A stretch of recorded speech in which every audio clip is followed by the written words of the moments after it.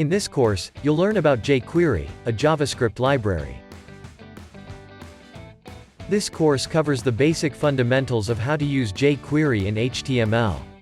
You can refer to the online API documentation for in-depth details about jQuery with examples. jQuery is a write less, do more, lightweight JavaScript library. That means that jQuery code requires less coding and more output of the code. My name is Mohit Khanna, your tutor for this course. I'm a web developer from India with 10 years of experience. I have learnt most of my tech skills online, and will be teaching jQuery in this course.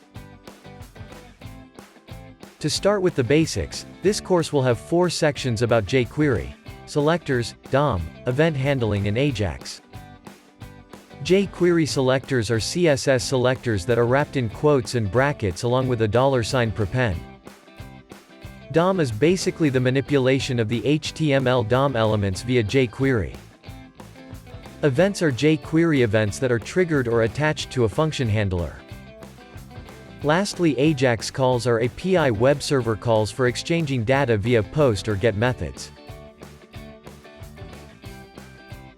In this module, you'll learn how to select an HTML element with jQuery using CSS1 selectors. HTML elements are selected via CSS selectors.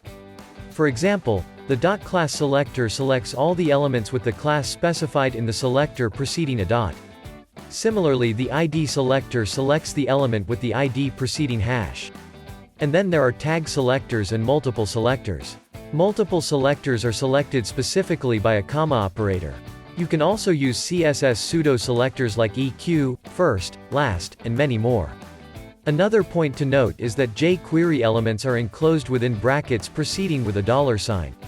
The $sign is nothing but an identifier of jQuery function. Instead of writing jQuery, we simply write $, which is the same as jQuery function. A $, with a selector specifies that it is a jQuery selector. It is given a shorter identifier as $, just to reduce the time for writing larger syntax.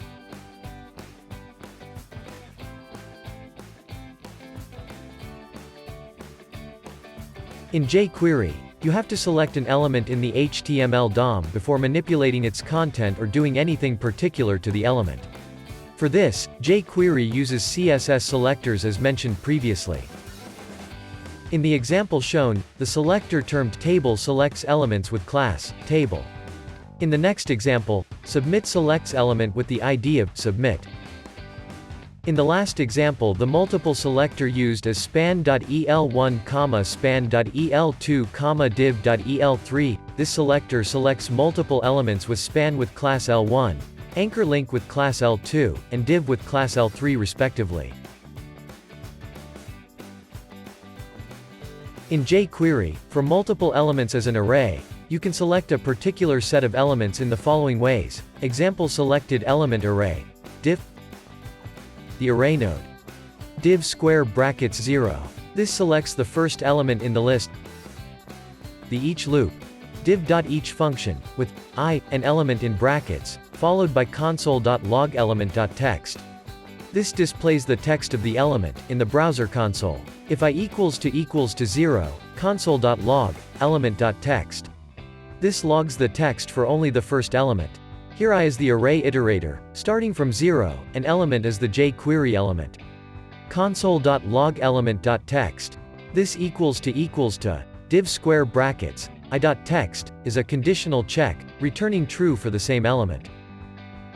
You may check out the jQuery API website for more examples and functions.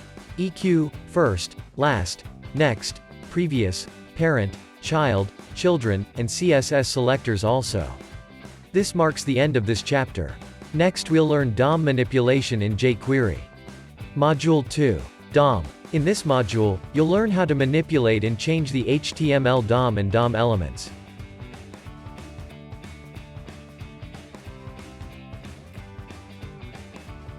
In jQuery, you can alter and manipulate the HTML DOM elements. This is possible after selecting an element and then manipulating its contents and adding it or changing the element's properties completely. Example: div square brackets 0.html. This is the first div element changed via jQuery. a.link.attribute href, www.google.com.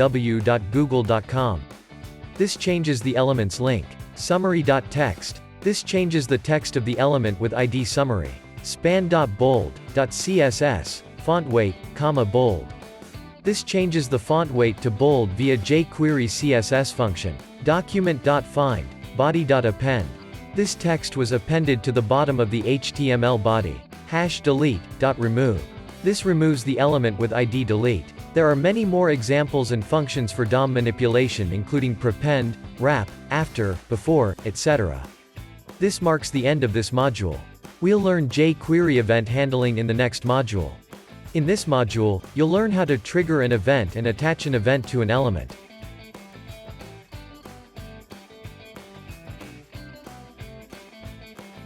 The jQuery library provides methods to handle DOM events.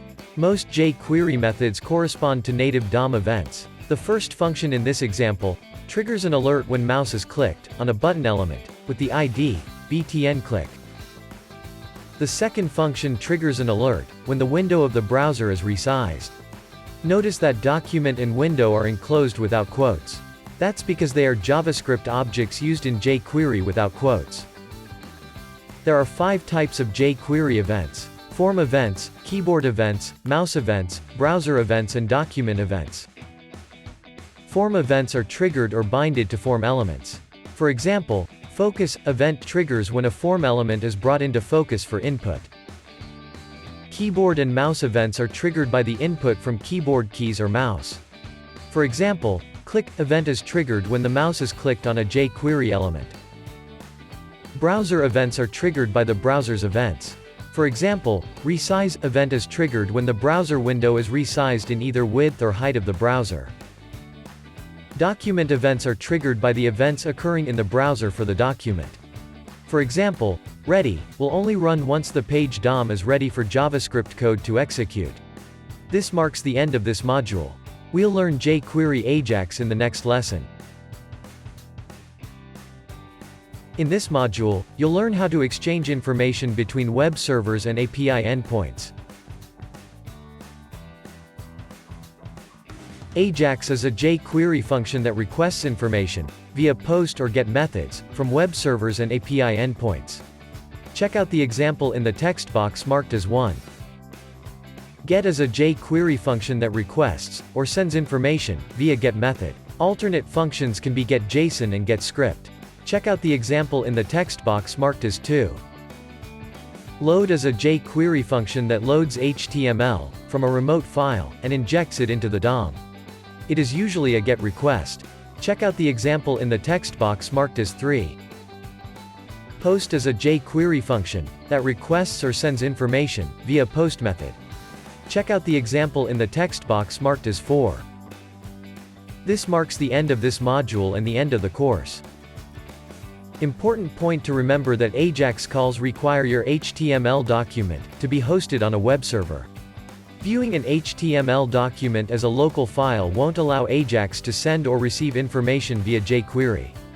You can either use MAMP or XAMPP web servers for Mac, Windows and Linux to make Ajax calls via jQuery. In this course we learned how to select elements and modify DOM elements with jQuery. We also learned about events and Ajax calls to web servers. That brings us to the end of this course. You can practice jQuery in a simple text-based HTML file with HTML code and using a CDN link for adding the jQuery library to your web page. Thanks for watching.